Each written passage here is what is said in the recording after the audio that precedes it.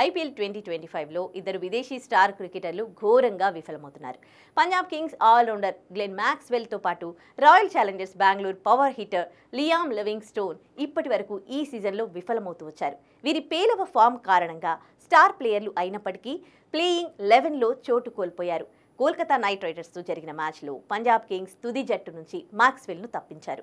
ఆదివారం పంజాబ్తో జరిగిన మ్యాచ్లో లివింగ్స్టోన్ను ప్లేయింగ్ 11 నుంచి పక్కన పెట్టారు. అయితే వీరిద్దరి ఆట తీరుపై ఘోరంగా విమర్శలొస్తున్నాయి. ఇటీవలే మ్యాక్స్వెల్ లివింగ్స్టోన్లపై టీమిండియా మాజీ ఓపెనర్ వీరేంద్ర సెహ్వాగ్ విమర్శలు చేస్తూ విరుచుకుపడ్డాడు.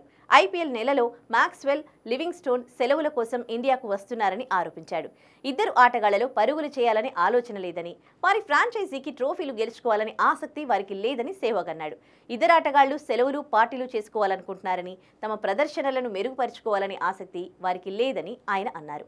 ఐపీఎల్లో డేవిడ్ వార్నర్, ఏబీ డివిలియర్స్ వంటి ఆటగాళ్లు ఆట తీరును సెహ్వాగ్ ప్రశంసించాడు.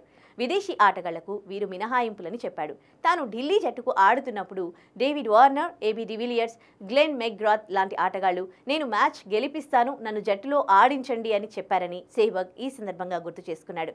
వారు అలా చెప్పినప్పుడు నేను ఎవరిని ఆడించాలి, ఎవరిని తప్పించాలనే సందిగ్ధంలో ఉండేవాడినని సెహ్వాగ్ తెలిపాడు.